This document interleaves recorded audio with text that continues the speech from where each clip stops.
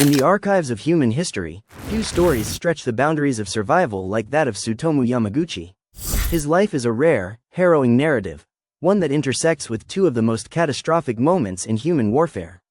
He didn't just live through one atomic bomb, he survived two, and he lived to tell the world about it.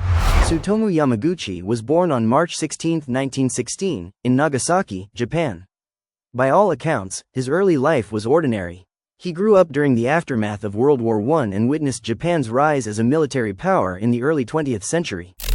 He eventually became a marine engineer for Mitsubishi Heavy Industries, a job that would place him in the crosshairs of history. In the summer of 1945, Yamaguchi was assigned to work in Hiroshima, about 300 kilometers from his hometown of Nagasaki. The assignment was temporary, just a few weeks, and it was scheduled to wrap up in early August. At the time, Japan was in its final months of World War II. The country was battered, blockaded, and under constant aerial bombardment. But what lay ahead was unlike anything the world had seen. August 6, 1945. It was supposed to be his last day in Hiroshima. Yamaguchi had just finished the final touches on a tanker design. He had spent 3 weeks away from home and was eager to return to his wife and infant son in Nagasaki. But as he made his way to the train station that morning, he realized he had forgotten his travel papers, specifically, a personal identification stamp called a hanko, necessary for boarding. He turned around and walked back toward the Mitsubishi offices. That one decision likely saved his life. At exactly 8:15 a.m., a US B-29 bomber known as the Enola Gay released a single bomb over the city. The weapon, nicknamed Little Boy, was the first atomic bomb used in warfare.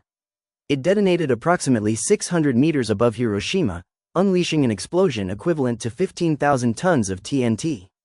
The blast was overwhelming. In an instant, buildings were vaporized, people disintegrated, and the landscape turned into an inferno. An estimated 70,000 people died immediately. Tens of thousands more would succumb to injuries and radiation in the days, weeks, and years that followed. Tsutomu Yamaguchi was less than 3 kilometers from the epicenter. He described a sudden flash of light, like the magnesium flare of a camera, but multiplied by 1,000. Before he could react, the shockwave slammed him to the ground. His eardrums ruptured. The blast burned the left side of his body, face, neck, arms. Shrapnel ripped through the air, embedding into his skin. But somehow, he survived. Staggering through the smoldering wreckage of the city, Yamaguchi found shelter in an air raid shelter. He spent the night in agony, surrounded by other survivors, many of whom were horribly burned and disoriented. The city was unrecognizable, a flattened wasteland where nothing moved except fire and smoke. On August 7, bandaged and still in shock, he boarded a train, one of the few that still operated. His destination? Home, Nagasaki. He arrived the next day, August 8, and went straight to a hospital. Doctors treated his burns and bandaged his wounds as best they could. Despite everything, Yamaguchi insisted on going back to work.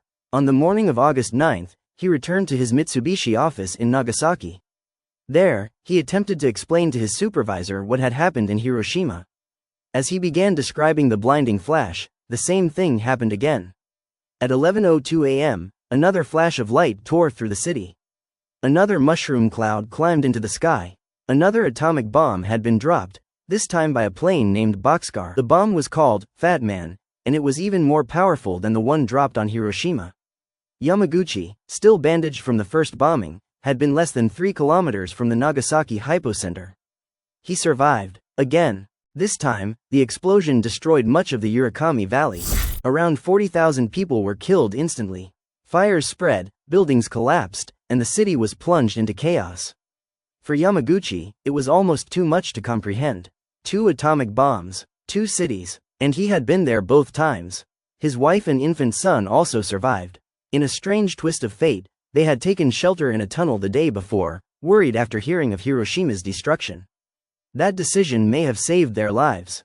In the days that followed, the reality of what had occurred began to settle over Japan.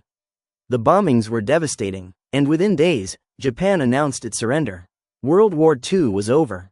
Yamaguchi's survival became a family legend, but not a public one. Like many Hibakusha, atomic bomb survivors, he faced discrimination and silence. Post-war Japan struggled with acknowledging the atomic bomb survivors. Many were seen as tainted by radiation. Others suffered from chronic illnesses. Most chose not to speak of their experiences. Yamaguchi kept his story largely to himself for decades. He raised his family, battled radiation-related health issues, and worked for Mitsubishi until retirement. He dealt with recurring pain, fatigue, and severe hearing loss. But he survived. In the 1950s and 60s, awareness of hibakusha slowly began to grow. Some survivors began sharing their stories, pushing for peace and nuclear disarmament. Yamaguchi, however, remained mostly silent, until much later in life. In the early 2000s, as he approached his 90s, Tsutomu Yamaguchi finally began speaking publicly. His story was so unbelievable that it raised eyebrows around the world. But after careful verification, in March 2009, the Japanese government officially recognized him as a Niju Hibakusha, a double bomb survivor. He became the only person officially acknowledged by the government of Japan to have survived both Hiroshima and Nagasaki. Yamaguchi used his platform to speak out, not with anger or vengeance, but with resolve. He advocated for the complete abolition of nuclear weapons. He believed no human should ever have to endure what he and thousands of others had endured. He once said, "The reason that I hate the atomic bomb is because of what it does to the dignity of human beings." He traveled, gave interviews, and even wrote poetry. One of his most haunting lines reads, "I can't understand why the world cannot understand the agony of the nuclear bomb." On January 4, 2010, Tsutomu Yamaguchi passed away from stomach cancer at the age of 93. Some believe the cancer may have been linked to radiation exposure, but others see it as a miracle that he lived as long as he did. His story is not just about survival. It's about bearing witness. It's about resilience. And it's a warning, from someone who saw the mushroom cloud rise, not once, but twice. Tsutomu Yamaguchi is gone, but his voice remains. And in that voice echoes the raw, brutal lesson that nuclear weapons leave behind. There are no winners, only survivors. He didn't choose to be in those cities. He didn't choose to become a symbol. But in living through the unthinkable, and speaking truth to power, he became one. A quiet man, a grieving citizen, and the only known human to walk through 2 atomic infernos, and come out alive.